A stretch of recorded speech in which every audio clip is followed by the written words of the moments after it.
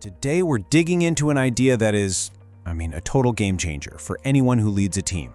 It's all based on Michael E. Gerber's classic, The E-Myth Manager. We're going to talk about how you can go from constantly putting out fires to becoming the true architect of your team's success. So first, let's figure out, where are you right now? So let me ask you this. Does your day just feel like one chaotic emergency after another? Are you constantly jumping from one urgent problem to the next, just trying to keep the whole thing from falling apart? If you're nodding your head right now, you might be stuck in what Gerber calls firefighting mode. And let's be honest, it is exhausting and it is definitely not sustainable. So how in the world do so many smart, hardworking managers end up in that exact spot? Well, it turns out it often comes down to a fundamental misunderstanding of the job itself. It's something Gerber calls the manager's trap. Here's the surprising truth. Failure here rarely comes from a lack of effort. Actually, it's kind of ironic. It often comes from putting in way too much effort, just in all the wrong places. See, when you, the manager, are the only one who can solve a problem, guess what?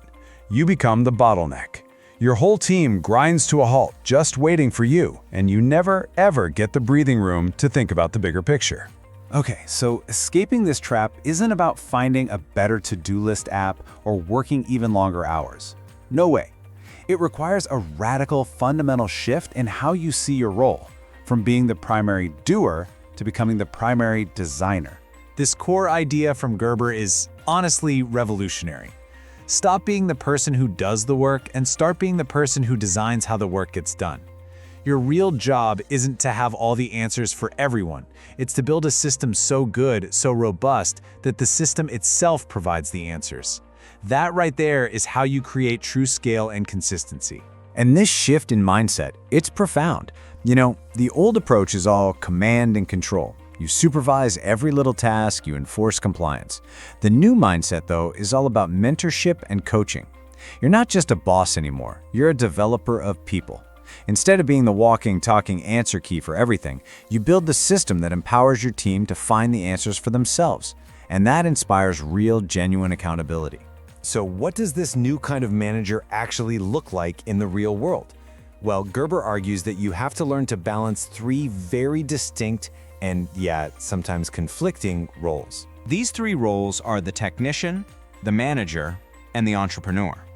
Now, most of us naturally lean towards one of these, but real success, lasting success, comes from consciously balancing all three. You can think of it like wearing three completely different hats throughout your week, or sometimes even throughout a single day. So let's break these down. First, you have the technician. This role lives completely in the present, totally focused on doing the work. Then there's the manager. This role looks at the past and the present to organize all that work and is always asking, okay, how can this be systematized? And finally, you've got the entrepreneur. This is the visionary, always looking to the future, asking the big question, where are we all going? The real trap where most leaders get stuck is in that technician mode. Your goal has to be to consciously spend more and more time wearing the manager and the entrepreneur hats. All right, so this brings us to the core methodology, the how. How do you actually operate as this new type of leader? It's a concept called managing by design. This is literally the polar opposite of firefighting. Management by design is all about being proactive. It means you stop reacting to chaos and you start, intentionally, creating order. You deliberately document key processes, you define what success actually looks like with real metrics, and you build systems that produce consistent, predictable results time and time again. And get this whole idea of systems, it goes way beyond just workflows and checklists. Your team's culture, that's a system too. A great culture doesn't just happen by accident. It has to be intentionally designed. It's a system of shared values, behaviors, and standards that you, as the leader, have to actively build and reinforce every single day. Okay, that all sounds great in theory, right? But where do you actually start? How do you put this into motion? Well, here's a practical action plan you can literally start using today. You can start with this really simple 5-step loop. First, just identify one recurring task that always seems to cause headaches. Second, document every single step. I mean everything.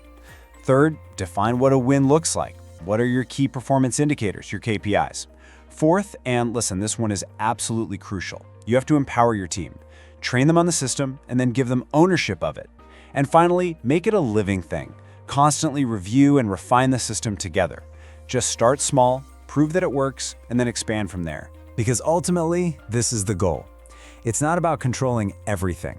It's about creating this thriving ecosystem, an environment where your people are empowered, your processes are crystal clear, and your culture drives everything forward, all of it working together in perfect alignment. That's the moment you know you've truly gone from firefighter to architect. So I'll just leave you with this one final thought to reflect on. Is your success measured by how much the team needs you every single day?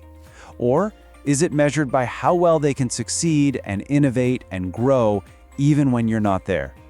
The answer to that question will tell you everything you need to know about the kind of manager you are today and the kind you could become tomorrow.